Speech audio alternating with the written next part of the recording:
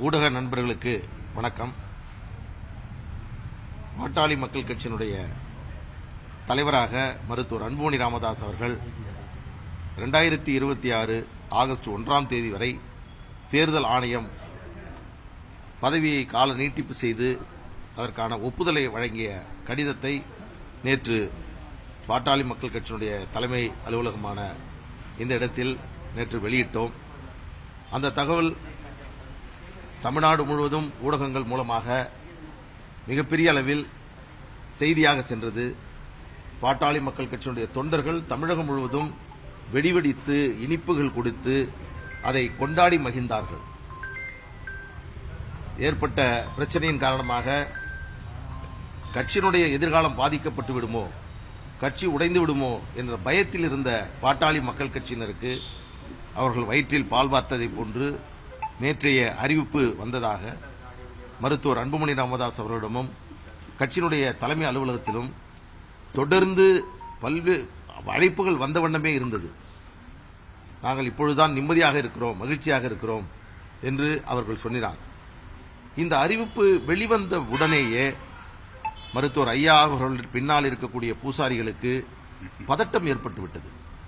அவர்கள் என்ன பேசுகிறோம், என்ன சொல்லுகிறோம் என்று தெரியாமல் பல்வேறு கருத்துக்களை நேற்று சொன்னார்கள். குறிப்பாக என்னுடைய பழைய நண்பர் அன்புக்குரிய அருள் அவர்கள், அவர் எதையோ உளர்கிறார். அவர் தொடர்ந்து அவர் உளரக்கூடியவர் என்பது எல்லோருக்குமே தெரியும். எனவே அவருக்கு நாம் இதில் பதில் சொல்லக்கூடாது. அவர் ஏதோ பேசிட்டு போறார். எந்த விஷயத்தை சொல்ல வேண்டுமோ, என்னை விமர்சனம் செய்ய வேண்டுமோ, எது வேண்டுமானாலும் அவர் செய்யட்டும், இதற்கெல்லாம் பதில் சொல்ல தேவையில்லை என்று நாங்கள் நிதானமாக அமைதி காத்தோம். இப்பொழுதும் அவர் பேசிய கருத்துக்களுக்கு பதில் சொல்ல வேண்டிய இடத்தில் நாங்கள் இல்லை.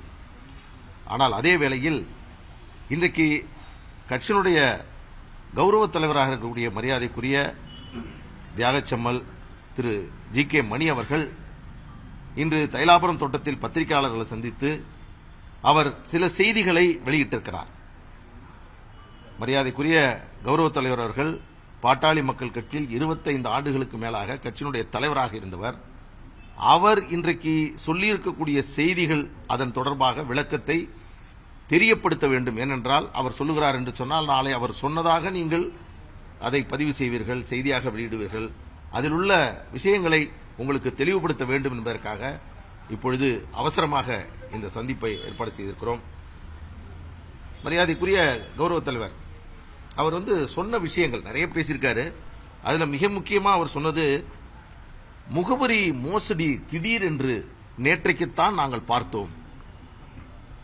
பாட்டாளி மக்கள் கட்சியினுடைய நிரந்தரமான தலைமை அலுவலகம் என்பது 63 நாட்டுமுத்து நாயக்கன் தெருதான். அது எப்பொழுதும் மாற்றப்படவே இல்லை. மோசடியாக அதை மாற்றியிருக்கிறார்கள். அது வெளியிலே தெரியாமல் திடீரென்று மாற்றியிருக்கிறார்கள் என்று ஒரு செய்தியை சொல்லியிருக்கிறார். அதேபோன்று பொதுக்குழு நடத்துவதற்கான அதிகாரம் விதி 13 படி நிறுவனங்களுடைய ஒப்புதல் பெற வேண்டும் என்று இரண்டாவதாக சொல்லுகிறார். மூன்றாவதாக தலைவருடைய பதவிக்காலம் முடிந்துவிட்டால் அதோடு முடிந்துவிட்டது, அதற்கடுத்து அந்த அதிகாரம் முழுமையாக நிறுவனருக்கு சென்றுவிடும். எனவே பதவிக்காலம் முடிந்ததன் காரணமாக கடந்த 2022 28ஆம் தேதி பாட்டாளி மக்கள் கட்சியினுடைய தலைவராக மருத்துவர் அன்புமணி ராமதாஸ் அவர்கள் தேர்வு பெற்றார். 3 ஆண்டு முடிந்தவுடன் அதோடு பதவி முடிந்துவிட்டது என்று மூன்றாவதாக சொல்கிறார். இதுக்கு அடுத்தது 63 நாட்டுமுத்து நாயக்கன் தெருதான் இன்றைக்கும் அலுவலகம். இது திரு ஜி.கே. மணி அவர்கள் அவருடைய இன்றைய செய்தியாளர் சந்திப்பில் சொன்ன இந்த 4 விஷயங்கள். இது குறித்து தான் உங்களிடத்தில் நான் விளக்கம் தெரிவிக்க ஆசைப்படுகிறேன். இதோடு கூடுதலாக நேற்று இந்த அறிவிப்பை நாங்கள் வெளியிட்டதற்கு பிறகு எல்லோரும் கூப்பாடு போட்டார்கள். என்னவென்றால், நம்பர் 10 திலக் தெரு மட்டும்தான் உள்ளது, திரு அன்புமணி ராமதாஸ் அவருடைய பெயர் இல்லை. அந்த கடிதம் எங்களுக்கு வந்த கடிதம். பதிவு செய்யப்பட்டு அங்கீகரிக்கப்படாத அரசியல் கட்சியை நிர்வாகம் செய்யக்கூடிய அதிகாரம் என்பது தேர்தல் ஆணையத்திற்கு கிடையாது. எங்களுக்கு வந்த கடிதத்தை வச்சுட்டு அவங்க கடிதம் சொல்றாங்க. ஒரு கட்சியினுடைய அதிகாரம், அந்த விதிகள் அது யாருக்கு என்பதை சொல்ல வேண்டும் என்று சொன்னால் நீதிமன்றங்கள் தான் சொல்ல வேண்டும். நீதிமன்றத்தில் நாங்கள் வழக்கு தொடுப்போம் என்பதற்காக அவர்கள் கேவியட் மனுவை தாக்கல் செய்தார்கள். இந்த நேற்று வந்த கடிதத்தை தொடர்ந்து அவர்கள் பதட்டம் ஏற்பட்டுவிட்டது. பல்வேறு குழப்பங்களின் அடிப்படையில் பல்வேறு செய்திகளை சொல்லி வருகிறார்கள். ஒட்டுமொத்த பாட்டாளி மக்கள் கட்சியினரும் மிக தெளிவாக இருக்கிறார்கள். மருத்துவர் அன்புமணி ராமதாஸ் அவர்கள் தலைமையில் பாட்டாளி மக்கள் கட்சி இயங்குகிறது என்பதை ஏற்றுக்கொண்டிருக்கிறார்கள். நான் திரு ஜி.கே. மணி அவர்கள் சொன்ன அந்த செய்திக்கு உரிய விளக்கத்தை உங்களிடத்தில் நான் சொல்ல ஆசைப்படுகிறேன். முகவரி மோசடி அப்படின்னு சொல்றார். திடீரென்று நேற்று தான் தெரிந்தது என்றார். 25 வருடம் கட்சியினுடைய தலைவராக இருந்தவர். பல்வேறு தருணங்களில் சட்டமன்றத்தில் பொது இடங்களில் கட்சிக்காக பேசியவர். இப்படிலாம் ஒரு அபாண்டமா பேசுவது என்பது திரு கௌரவ தலைவர் அவர்களுக்கு அது கௌரவமா என்ற கேள்வியை நான் கேட்க விரும்புகிறேன். 2022ஆம் ஆண்டு அன்புமணி ராமதாஸ் அவர்கள் கட்சியினுடைய தலைவராக தேர்வு செய்யப்பட்டவுடன் அதற்கு பிறகு 1/6/2022 தேர்தல் ஆணையத்திற்கு நாங்கள் கொடுத்த கடிதத்தில் 63 நாட்டுமுத்து நாயக்கன் தெருவை இந்த 10 திலக் தெருவாக மாற்றி நாங்கள் கடிதம் கொடுத்து விட்டோம். அன்றிலிருந்து நாங்கள் இந்த கட்சியினுடைய தலைமை அலுவலகமாக டி நகர் திலக் தெரு தான் இருந்து வருகிறது. அன்புமணி ராமதாஸ் அவர்கள் பத்திரிகையாளர்களுக்கு கொடுக்கக்கூடிய அறிக்கை நீங்க இன்னைக்கு வேணாலும் எடுத்து பாருங்க. அந்த அறிக்கையில் முகவரி என்பது நமது 10 திலக் தெரு என்றுதான் இருக்கும். மருத்துவர் ஐயா அவருடைய ஒப்புதலோடு பாட்டாளி மக்கள் கட்சியினுடைய உறுப்பினர் அட்டை வழங்கப்பட்டது. அதற்கான பணிகள் மேற்கொள்ளப்பட்டது. அதிலும் நம்பர் 10 திலக் தெரு என்றுதான் இருக்கும். அதேபோன்று தேர்தல் ஆணையம் கொடுத்த பல்வேறு கடிதங்கள் தொடர்ச்சியாக டி நகருடைய முகவரிக்குத்தான் கடிதங்கள் தொடர்ச்சியாக கொடுக்கப்பட்டிருக்கிறது. ஏதோ நேற்றுதான் தெரிந்ததை போன்றும் திடீரென்று தெரிந்தவுடன் பதட்டமாகிவிட்டோம் என்றும் சொல்லுகிறார். இன்னொரு கேள்வி, அன்புமணி ராமதாஸ் அவரோடு 16 குற்றச்சாட்டுகளை வைத்தார்கள். அந்த 16 குற்றச்சாட்டில் ஒரு குற்றச்சாட்டு தேர்தல் அலுவலகத்தை மாற்றிவிட்டதாக. இது நேற்று உள்ள செய்தி அல்ல, இது ஒரு பழைய செய்தி. தேர்தல் அலுவலகம் என்பது கட்சியினுடைய அலுவலகம் என்பது மாற்றப்பட்டிருக்கிறது. அது இதற்கு முன்பாகவே மாறி இருக்கிறது. எல்லோருக்குமே தெரியும், ஐயா அவர்களுக்கு தெரியும், எல்லா கட்சியினருக்கும் தெரியும். அப்படி இருக்கின்ற பொழுது 63 நாட்டுமுத்து நாயக்கன் தெருதான் அலுவலகம், இது இல்லை என்று அவர் சொல்லுகிறார். அப்படின்னு சொன்னா நான் மரியாதைக்குரிய கௌரவ தலைவர் ஜி.கே. மணி அவர்களை பார்த்து கேட்கிறேன், பிறகு எப்படி தைலாபுரத்தில் பாட்டாளி மக்கள் கட்சியினுடைய உறுப்பினர் சேர்க்கைக்கான அந்த படிவத்தை, முதல் படிவத்தை பத்திரிகையாளர்களிடம் மரியாதைக்குரிய ஜி.கே. மணி அவர்கள் தூக்கி காண்பிக்கின்றார். அதில் அந்த முகவரி அட்டையில் தைலாபுரம் விழுப்புரம் மாவட்டம் என்று இருந்தது. எப்படி மாறியது? 63 நாட்டுமுத்து நாயக்கன் தெரு இப்பொழுது என்று சொல்லக்கூடியவர் எப்படி தைலாபுரத்திற்கான முகவரிக்கு மாற்றி அவர் ஒரு செய்தியை வெளியிட முடியும்? நான் இன்னொரு பகிரங்கமான ஒரு செய்தியை சொல்றேன். திரு ஜி.கே. மணி அவர்கள் நேற்றுதான் இதுவும் சமூக வலைதளத்தில் பிரபலமாக வந்தது. 30/3/2013 63 நாட்டுமுத்து நாயக்கன் தெரு என்பது பயன்படுத்த முடியாத அளவிற்கு, அங்கு வரக்கூடிய வாகனங்கள் நிறுத்த முடியாத அளவிற்கு, அந்த இடத்தில் பத்திரிகையாளர்கள் வந்து செல்ல முடியாத அளவிற்கு மிக நெருக்கடியான போக்குவரத்து நெரிசல் மிகுந்த பகுதி. அதனால் அது அலுவலகமாக இருந்தாலும் கூட தலைவர்கள், நிர்வாகிகள் அங்கே சென்று வரக்கூடிய பழக்கம் என்பதே இல்லை. அதன் காரணமாக அதை மாற்ற வேண்டும் என்ற நீண்ட காலமாக அது இருந்தது. அதன் காரணமாக 30/3/2013 திரு ஜி.கே. மணி அவர்கள் தேர்தல் ஆணையத்திற்கு ஒரு கடிதத்தை எழுதியிருக்கிறார். அவருடைய கையொப்பம் கீழே கையெழுத்தோடு சேர்ந்து தேதியோடு வெளியிட்டிருக்கிறார். இதுல ஏறக்குறைய 12 வருஷத்துக்கு முன்னாடி இதுல அவர் என்ன சொல்லியிருக்காருன்னா, 63 நாட்டுமுத்து நாயக்கன் தெருவை நமது 1 மதுரை வீரன் கோயில் தெரு, கோயில் ஸ்ட்ரீட், உங்களுக்கு தெரியும், பொங்கு தமிழ் அறக்கட்டளை அலுவலகம். இதற்கு முன்பெல்லாம் மருத்துவர் ஐயா அவர்கள் அங்கேதான் பத்திரிகையாளர்களை, நிர்வாகிகளை சந்திப்பார். டி நகரில் எப்பொழுதும் அது கோலாகலமாக இருக்கும். அந்த அலுவலகமும் பல நீண்ட காலமாக அது பயன்படுத்த முடியாத காரணத்தினால் அங்கே இந்த அலுவலகத்தை மாற்ற வேண்டும் என்று சொன்னார்கள். அது ஒரு வாடகை கட்டிடம், எனவே அது மாற்றுவது சாத்தியமில்லை என்று சொல்லி, இது 2013. உங்களுக்கு எல்லாருக்கும் இந்த காப்பி நான் சர்க்குலேட் பண்றேன். இது கொடுத்தது மரியாதைக்குரிய ஜி.கே. மணி அவர்கள். இது எப்படி கொடுத்தீங்க தலைவரே? இது யார் உங்களுக்கு இந்த அதிகாரத்தை கொடுத்தது? இது யாருடைய ஒப்புதலோடு பண்ணீங்க? பாட்டாளி மக்கள் கட்சியினர் இப்படி மாற்றி கொடுத்ததாக யாருக்காவது இது தெரியுமா? ஆனால் இப்பொழுதுதான் எங்களுக்கு இந்த விஷயம் தெரிகிறது. அதன் காரணமாகத்தான் 63 நாட்டுமுத்து நாயக்கன் தெருவில் அது செயல்பட முடியாது என்பதனால்தான் மருத்துவர் அன்புமணி ராமதாஸ் அவர்கள் தலைவராக தேர்வு செய்யப்பட்ட பிறகு அவர் வசித்த இடம் என்றாலும் கட்சியினுடைய நலன் கருதி தான் வசித்த வீட்டையே கட்சியினுடைய அலுவலகமாக பயன்படுத்துவதற்காக அவரே முன்வந்து கொடுத்திருக்கிறார். இது மிகப்பெரிய வரவேற்கக்கூடிய, தொண்டர்களுக்கு மகிழ்ச்சி அளிக்கக்கூடிய ஒரு செய்தி. ஆனால் அதை இன்றைக்கு விமர்சனம் செய்து அவர் சொல்கிறார். எனவே இந்த அலுவலக மாற்றம் என்று சொல்வது என்பது நேற்று வழங்கப்பட்ட அங்கீகாரத்தினுடைய அதனுடைய தன்மையை நீர்த்து போக செய்வதற்காக திரு கௌரவ தலைவர் அவர்கள் நடத்தக்கூடிய ஒரு கபட நாடகம்.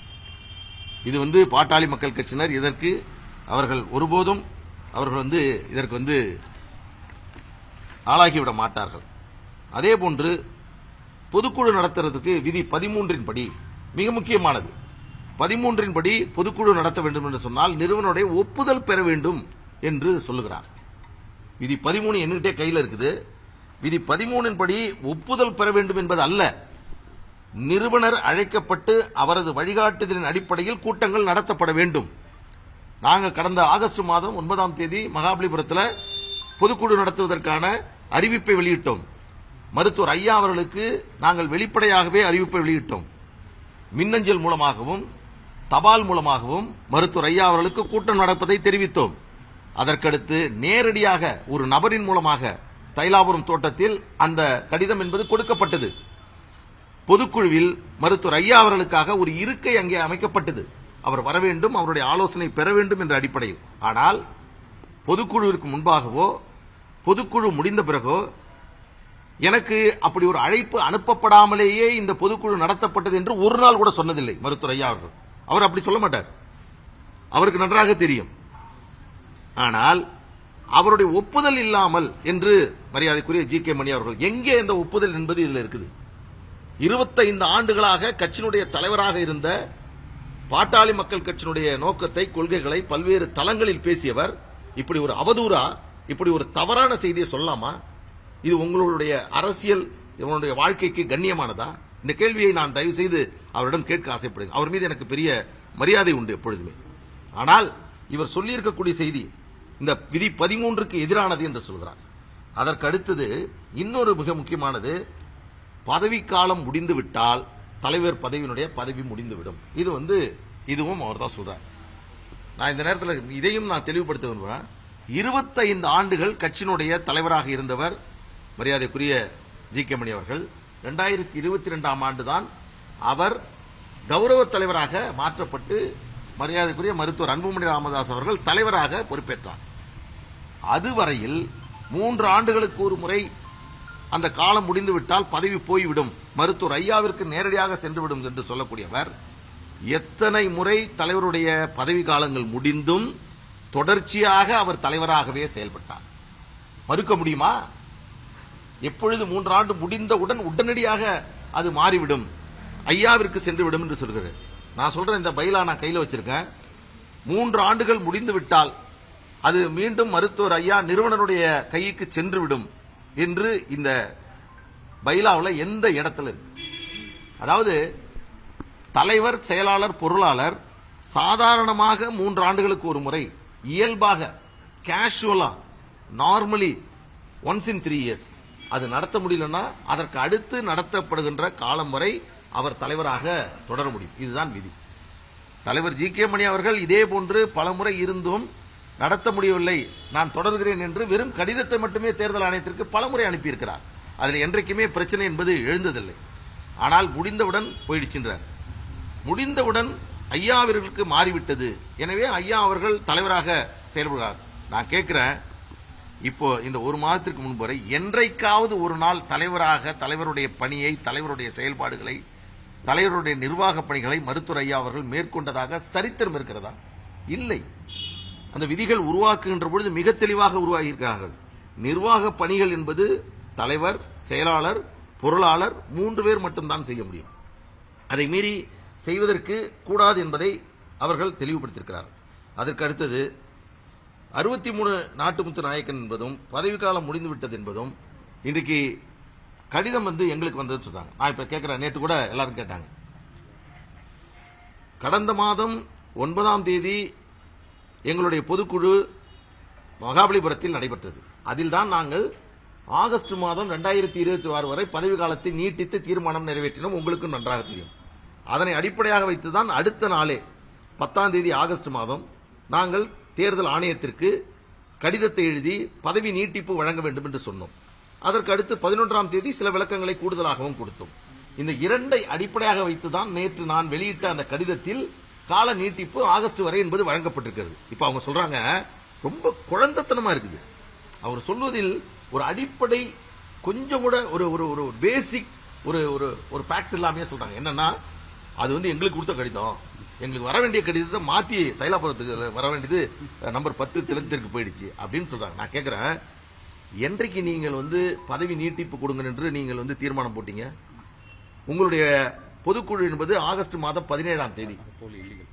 அந்த பொதுக்குழு என்பதே ஒரு நமது பாட்டாளி மக்கள் கட்சியினுடைய விதிகளின்படி உருவாக்கப்பட்டதில்லை. பொதுக்குழு நடத்த வேண்டும் என்று சொன்னால் பொதுச் செயலாளர் தலைவருடைய அவருடைய அழைப்பின் பேரில் தான் பொதுக்குழு நடத்த முடியும். எனவே அது பொதுக்குழுவே அல்ல. நான் ஒரு வாதத்திற்கு சொல்லுகிறேன். அவர்கள் 17ஆம் தேதி கூட்டம் நடத்திவிட்டு கால நீட்டிப்பு வழங்குவதற்கான எந்த விதமான தீர்மானத்தையும் போடாமல் கால நீட்டிப்பு வழங்கியிருப்பது ஐயாவுக்கு தான் வழங்கியிருக்காங்க. அது தப்பா இங்க வந்துருச்சு, அது ஏமாத்திட்டாங்க என்று சொல்லுகிறார்கள். இது என்ன ரொம்ப வருத்தமாக இருக்கிறது. இப்படி குழந்தைகளிடம் ஏமாற்றுவதை போன்ற இந்த வேலைகளை தயவு செய்து நிறுத்திக் கொள்ள வேண்டும். நீங்கள் தொடர்ந்து இதுபோன்று தொடர்ச்சியாக செய்தால் மருத்துவர் ஐயா அவருடைய நற்பெயருக்கு அவருடைய புகழுக்கு களங்கம் விளைவிக்கக்கூடிய முயற்சியை தான் நீங்கள் மேற்கொண்டு வருகிறீர்கள். ஐயா அவர்கள் எந்த நிலையிலும் பாட்டாளி மக்கள் கட்சியுடைய நிறுவனர் என்பதில் எங்களுக்கு எந்த சந்தேகமும் இல்லை. அவருடைய வழிகாட்டுதல், அவருடைய கொள்கைகள், இதுவரையில் எங்களுக்கு கற்றுக் கொடுத்த பாடங்கள், அவர் சொல்லியிருக்கக்கூடிய கொள்கை நோக்கங்களை அடிப்படையாக கொண்டுதான் எங்களுடைய பயணம் என்பது அமையும். ஒரே ஒரு சிறு துளி கூட மருத்துவர் ஐயா அவருடைய கொள்கைகளுக்கு எதிராக பாட்டாளி மக்கள் கட்சி வகுத்திருக்கக்கூடிய இந்த கட்சியினுடைய நோக்கங்களுக்கு எதிராக நாங்கள் ஒருபோதும் செயல்பட போவதில்லை. ஆனால் கட்சி என்பது முழுமையாக இன்றைக்கு அன்புமணி ராமதாஸ் அவருடைய கையிலே வந்திருக்கிறது. தலைவர், கௌரவ தலைவர் அவர்களே, மீண்டும் சொல்லுகிறேன், எந்த குற்றச்சாட்டை வேண்டுமானாலும் வைக்கக்கூடிய அதிகாரம் உங்களுக்கு இருக்கிறது. ஆனால் அதே வேளையில் அது ஒரு நியாயமான, உண்மையான, சரியான குற்றச்சாட்டாக இருக்க வேண்டும். நான் எதிர்பார்க்கிறேன். இன்னைக்கு நான் உங்கள்கிட்ட 4 கேள்விக்கு உங்கள்கிட்ட விளக்கம் சொல்லியிருக்கிறேன். இந்த விளக்கத்திற்கு நாளைக்கு நீங்க பேசுங்க. இல்ல பாலு சொன்னது தப்பு, இன்னைக்கே சொல்லியிருக்காரு, பாலு தப்பா சொல்றாரு, வக்கீல் பாலு இது மாதிரி உண்மைக்கு புறம்பானத செய்தியை சொல்றாருன்னு. ஒருபோதும் நாங்கள் அப்படி சொல்லுவோரல்ல. கடந்த காலத்திலிருந்து தொடர்ச்சியா பல்வேறு விமர்சனங்கள் மருத்துவர் அன்புமணி ராமதாஸ் அவர்கள் அடுக்கடுக்கான விமர்சனங்கள் வைத்த போது கூட நிதானமாக இன்றைக்கு நாங்கள் இருக்கிறோம். எந்த நேரத்திலும் எங்களுடைய நிதானம் என்பதையும் எங்களுடைய பொறுமை என்பதையும் எங்களுடைய அந்த எந்த விதமான பதட்டமும் இல்லாமல் எங்களுடைய பயணம் தொடர வேண்டும் என்பதில் நாங்கள் தெளிவாக இருக்கிறோம். அருமை பாட்டாளி சொந்தங்களே, தமிழக மக்களே, அருமை பத்திரிகை தொலைக்காட்சி நண்பர்களே, உங்களை நாங்கள் அன்போடு கேட்டுக்கொள்வது என்று சொன்னால், கட்சியினுடைய தலைவராக அன்புமணி ராமதாஸ் அவர்கள் அங்கீகரிக்கப்பட்டிருக்கிறார். அவருடைய பதவி காலம் என்பது அடுத்த ஆண்டு வரை நீட்டிக்கப்பட்டிருக்கிறது. இன்னும் சொல்ல போனா ஒரு கட்சி யாருக்கு சொந்தம் என்பதை முடிவு செய்யணும்ல. அந்த நேரத்தில் அது மட்டும் சொல்லிடுறேன். கட்சி யாருக்கு சொந்தம் என்பது பல்வேறு இந்தியா முழுவதும் பல்வேறு பிரச்சனைகள் ஏற்பட்ட போதெல்லாம் அதுல அவர்கள் மிக முக்கியமாக எடுத்துக்கொள்ள வேண்டும் சொன்னால் கட்சியினுடைய அலுவலகம் எங்கே இருக்கிறது முதல். இரண்டாவது, கட்சியினுடைய தலைவர், செயலாளர், பொருளாளர் யாருடன் இருக்கிறார்கள். கட்சியில் இருக்கக்கூடிய பெரும்பான்மையான சட்டமன்ற உறுப்பினர்கள், நாடாளுமன்ற உறுப்பினர்கள் யாரோடு இருக்கிறார்கள். கட்சியினுடைய நிர்வாகிகள், இப்ப 108 மாவட்ட செயலாளர்கள் பாட்டாளி மக்கள் கட்சியில் இருக்கிறார்கள். 104 பேர் எங்களோடு இருக்கிறார்கள். நிர்வாகிகள் யாரோடு இருக்கிறார்கள். அதற்கடுத்து கட்சியினுடைய பைலா, அந்த பைலா என்ன சொல்லுகிறது, அந்த பைலாவின் அடிப்படையில் யாருக்கு அதிகாரம் இருக்கிறது. அதற்கு அடுத்து தேர்தல் ஆணையம் என்ன சொல்கிறது. இன்னொன்று, நேற்று சொல்றாங்க, அங்கீகரிக்கப்படாத ஒரு அரசியல் கட்சியாக இருந்தால் அதற்கு நிர்வாகம் செய்யக்கூடிய அதிகாரம் என்பது தேர்தல் ஆணையத்திடம் இல்லை அப்படின்னு சொல்றாங்க. நான் கேட்கிறேன், ஏ ஃபார்ம் பி ஃபார்ம் கடந்த தேர்தலில், விக்கிரவாண்டி தேர்தலில் அன்புமணி ராமதாஸ் அவர்கள் தான் கொடுத்தாரு, ஐயாவை கொடுத்தாரு. அந்த கடிதம் கொடுப்பதற்கான அதிகாரம் என்பதை தேர்தல் ஆணையம் நமக்கு தான் வழங்கியது. அங்கீகாரம் இழந்திருந்தாலும் கூட மாம்பழம் சின்னம் என்பது தொடர்ச்சியாக கிடைக்கப்படுகிறது. அதை நாம் உரிய நேரத்தில் அவர்களுக்கு தெரியப்படுத்துகிறோம். எனவே அங்கீகரிக்கப்பட்ட அரசியல் கட்சியும் பதிவு செய்யப்பட்டு அங்கீகரிக்கப்படாத அரசியல் கட்சியும் நிர்வாகம் செய்யக்கூடிய, ஒழுங்குபடுத்தக்கூடிய, மேற்பார்வை செய்யக்கூடிய அதிகாரம் என்பது தேர்தல் ஆணையத்திற்கு இருக்கிறது. இது மக்கள் பிரதிநிதித்துவ சட்டத்தின் அடிப்படையில் நான் உங்களுக்கு சொல்றேன். ரெப்ரசன்டேட்டிவ் ஆஃப் பீப்புள்ஸ் ஆக்டின் படி செய்ய முடியும். தேவைப்பட்டா போய் படிச்சிங்க. நான் கேட்கிறேன், துவக்கத்திலிருந்து இன்று வரைக்கும் உங்கள்கிட்ட நான் எதிர்பார்க்கிறேன், இந்த ஒரு பிரச்சனை என்பது உருவாக்கி விட்டது. ஒரு தரமான ஒரு போட்டியாக இருக்க வேண்டும். ஒரு போட்டினா ஒரு வலுவான போட்டியா இருக்கணும். நீங்க சொல்லக்கூடிய செய்தி என்பது பதில் சொல்ல முடியாததா இருக்கணும். ரொம்ப விளையாட்டுத்தனமா இருக்குது, குழந்தைத்தனமா இருக்குது. நான் வந்து எப்படிலாம் எங்க ஐயாவை ஏமாத்துறீங்க அப்படிங்கறத நினைக்கும் போது ரொம்ப வேதனையா இருக்குது. உள்ளபடியே சொல்றேன், இதெல்லாம் இந்த போக்கெல்லாம் தயவு செய்து கைவிடுங்க. அவர் அழைப்பு கொடுக்கிறார். கட்சியினுடைய தலைவராக மருத்துவர் அன்புமணி என்னைக்காவது நாங்க சொல்லியிருக்கிறோமா நாங்க தனியா இருப்போம், ஐயா கிடையாதுன்னு? ஆனால் நீங்க அவருடைய பெயர் போடாம, அவருடைய படம் போடாம எத்தனை நிகழ்ச்சி நடத்திருக்கீங்க? நாங்க இன்னை வரைக்கும் அதுக்கு பதில் சொல்றோமா? கட்சியினுடைய தலைவராக மருத்துவர் அன்புமணி ராமதாஸ் அவர்கள் செயல்படுகிறார். மரியாதைக்குரிய கௌரவ தலைவர்களே, அன்புமணி இல்லாமல் எதிர்காலத்தில் பாட்டாளி மக்கள் கட்சியை நடத்திவிட முடியும் என்று உங்கள் மனசாட்சி சொல்லுகிறதா? சொல்லுங்க. முடியுமா? சொல்லுங்க. ஒட்டுமொத்த பாட்டாளி மக்கள் கட்சி தொண்டர்களும் அதை ஏற்பார்களா? சொல்லுங்க. இந்த முயற்சியை தான் நீங்க மேற்கொள்றேன்னு சொன்னீங்க. இருவரும் ஒன்றாக இருக்க வேண்டும், இருவரும் ஒன்றாக இருப்பதுதான் எனக்கு சந்தோஷம், அதற்குத்தான் எல்லா முயற்சியும் மேற்கொள்கிறேன் அப்படின்னு சொல்ற தலைவர் மரியாதைக்குரிய ஜி.கே. மணி அவர்கள் அபாண்டமாக, மோசடியாக ஐயாவிடமிருந்து பறித்து கொண்டார் அப்படின்னு சொல்லக்கூடிய பெரிய வார்த்தையெல்லாம் நீங்க சொல்லலாமா? அது ரொம்ப தவறு. தயவு செய்து வேண்டாம். இது ஒரு பத்திரிகையாளர்களுக்கும் தொலைக்காட்சிக்கு வேண்டுமென்றால் ஒரு நல்ல செய்தியாக, பரபரப்பான செய்தியாக இது வேண்டுமானால் இருக்கலாம். ஆனால் கட்சிக்கு இது நல்லதல்ல. இது போன்ற பொது தளங்களில் ஒரு முறையற்ற, தரமற்ற, உண்மைக்கு புறம்பான, அவதூறான செய்திகளை இது போன்று வெளியிடுவதை ஐயா அவர்கள் பின்னால் இருக்கிறோம் என்று சொல்லக்கூடிய நீங்கள் எல்லாம் தயவு செய்து தவிர்க்க வேண்டும் என்று இந்த நேரத்தின் மூலமாக உங்களிடத்தில் நான் கேட்டுக்கொள்கிறேன். கௌரவ தலைவருடைய கருத்து சொல்றது வந்து அந்த கடிதத்துல பாமகவுடைய தலைவர் அப்படின்னு தான் குறிப்பிட்டிருக்க தவிர்த்து அன்புமணி ராமதாஸ் எங்கேயுமே குறிப்பிட்டது அவங்களுடைய வாதமா இருக்கு. எந்த இடத்துலயுமே அன்புமணி ராமதாஸ் குறிப்பிடல, வெறும் பாமக தலைவர் வந்திருக்கு. அதை எப்படி நீங்க வந்து அன்புமணி ராமதாஸ தலைவரை அங்கீகரிச்சுதான் கிளைம் பண்ணிக்கிறீங்க அப்படின்ற மாதிரி தான் உங்களுடைய கேள்விகள் இருக்கு. அதாவது அந்த கடிதத்தை ஆகஸ்ட் 10ஆம் தேதி, ஆகஸ்ட் 11ஆம் தேதி கடிதத்தின் அடிப்படையில் கொடுக்கப்பட்ட அந்த உத்தரவு என்றதோடு சேர்த்து நீங்க படிக்கணும். அந்த கடிதம் நம்ம டி நகருக்கு வருது. அந்த கடிதத்தில் அவங்க கொடுத்திருக்கிறது கால நீட்டிப்பு. அந்த கால நீட்டிப்பை கேட்டது நாங்கள். அதற்கான உத்தரவு என்பது வழங்கப்பட்டிருக்கு. அப்படி இருக்கின்ற பொழுது நீங்க சொல்றபடியே பேர் போடல, தலைவர் தான் போட்டிருக்கு. என்ன தேர்தல் ஆணையம் சொல்லியிருக்கு? நீங்க பெயர் போடாம வந்ததை நீங்க ஏத்துக்கிறீங்கன்னா அதுல இருக்கக்கூடிய கண்டென்ட் நீங்க ஏத்துக்கணுமா இல்லையா? அதுல என்ன சொல்றாங்க? அதுக்கு ஒப்புதலை வழங்கி அதை ஏற்றுக்கொள்கிறோம் என்று தேர்தல் ஆணையம் ஆகஸ்ட் 2021 கால நீட்டிப்பை வழங்கி இருக்கிறது. அப்ப ஏத்துங்க. எனவே அது ரொம்ப குழந்தைத்தனமானது. நீங்க எல்லாம் சீனியர் ஜேர்னலிஸ்ட், உங்களுக்கு நன்றா தெரியும். எல்லாம் இறந்துட்டோம், எல்லாமே நிராயுத பயணி ஆயிட்டோம், எதையாவது ஒண்ணு அள்ளி வீசும் அப்படின்னு வீசுறீங்க. அது வந்து நல்லா இல்ல. மருத்துவர் ராமதாஸ் தரப்பு வந்து தேர்தல் ஆணையத்தை அணுகிறதாகவும் நேரடியாக டெல்லி செல்வதாகவும், அதாவது ஆரோக்கியமாக ஒரு போட்டி என்று வந்துவிட்டால், ஒரு அதிகார போட்டி என்று வந்துவிட்டால் அதற்காக முயற்சி செய்வது தவறில்லை, அது பண்ணுங்க. ஆனால் அவங்களுடைய செயல்பாட்டில் ஒரு கன்சிஸ்டன்சி இல்லை. தேர்தல் ஆணையத்திற்கு அதிகாரமே இல்லைன்னு சொல்லிடுறீங்க, அப்புறம் தேர்தல் ஆணையத்தை அணுக போறோம்னு சொல்றீங்க. அதற்கு அடுத்தது என்ன சொல்றீங்கன்னா, கோர்ட்ல போய் கேவியட் பெட்டிஷன் போடுறீங்க. நாங்க கேஸ் போட்டுருவோமா, அதை தடுக்கிறதுக்காக போய் போடுறோம்னு சொல்றீங்க. இப்ப என்ன சொல்றாங்கன்னா, அந்த கேஸ் போறதுக்கான டாக்குமெண்ட் எல்லாத்தையும் நாங்க கலெக்ட் பண்ணிட்டு இருக்கோம் அப்படின்னு சொல்றீங்க. நான் அப்பவே சொன்னேன், கேஸ் யார் போடணுமோ அவங்க போய் கேவியட் மனுவை போடுறீங்க, இது நியாயமே இல்லை அப்படின்னு நான் சொன்னேன். எனவே அவர்கள் ஒரு கன்சிஸ்டண்டா அவருடைய செயல்பாடுகள் என்பது அமையவில்லை அப்படிங்கிறது. அதே மாதிரி கட்சியினுடைய தலைவராக பொதுக்குழு தான் தீர்மானிக்க முடியும், தேர்ந்தெடுக்க முடியும். மருத்துவர் ஐயா அவர்கள் தன்னைத்தானே தலைவராக அறிவித்தார். இது செய்தியில் வாழ்ந்தது. He himself declared as a president. பத்திரிகையில் வந்திருக்கு. அதற்கு பிறகுதான் பொதுக்குழுல அதை வந்து மீண்டும் சொல்றாங்க. எனவே அப்படி ஒரு இது வந்து ஜனநாயக அமைப்பு, எல்லோரும் சேர்ந்து நடத்த வேண்டியது.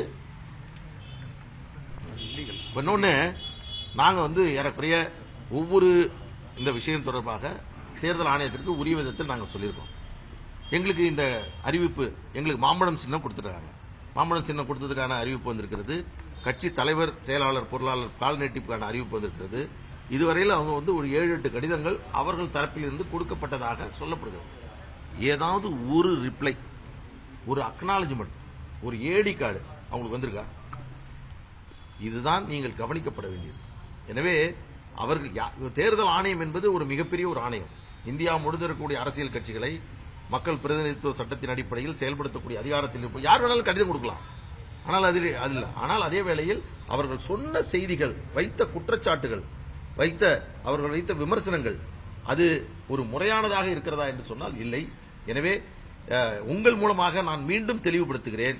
நேற்று நாங்கள் கொடுத்த அறிவிப்பில் அவர்கள் பதட்டமடைந்து, தடுமாற்றமடைந்து எதையாவது சொல்லி மக்களிடம், தொண்டர்களிடம் அவர்களை குழப்ப வேண்டும். ஐயாவையும் அது இல்லையா, இது இல்லையா, இது இப்படி நடந்துருச்சுங்க, இப்படி ஏமாத்திட்டாங்கயா, இதுதான் என் உண்மை என்று சொல்லும். ஐயா அவர்களுக்கு நன்றாக தெரியும் நமது அலுவலகம் என்பது மாற்றப்பட்டது என்பது நன்றாக தெரியும். இன்னொன்னு சொல்றேன், 63 நாட்டு முத்து நாயக்கன் சேர்வு அலுவலகமாக இருக்க செயல்பட முடியாத நிலையில் இருக்கிறது என்பது தெரியும். அதற்கு பிறகு நீங்க வந்து உறுப்பினர் அட்டை சேர்க்கிறதுக்கு தைலாபுரத்தை எந்த பொதுக்குழுவில் தீர்மானம் நிறைவேற்றாமல் பண்றீங்க. இதுல இன்னொன்று, விதி 21 படி கட்சியினுடைய தலைமை அலுவலகம் என்பது சென்னையில் தான் இருக்கணும்னு இருக்கு. சென்னையில தான் தலைமை அலுவலகம் அமைய வேண்டும். அப்பதான் தொண்டர்களை சந்திக்க முடியும்னு நம்மளுடைய 1989 உருவாக்கப்பட்ட பைலா, 1995 திருத்தம் செய்யப்பட்ட பைலாவில் இருக்கு. தைலாபுரத்துக்கு மாத்தணுங்கிறது அது திருத்தமே இன்னும் செய்யப்படல. எனவே இதையெல்லாம் உங்கள் மூலமாக தெளிவுபடுத்த ஆசைப்படுகிறேன்.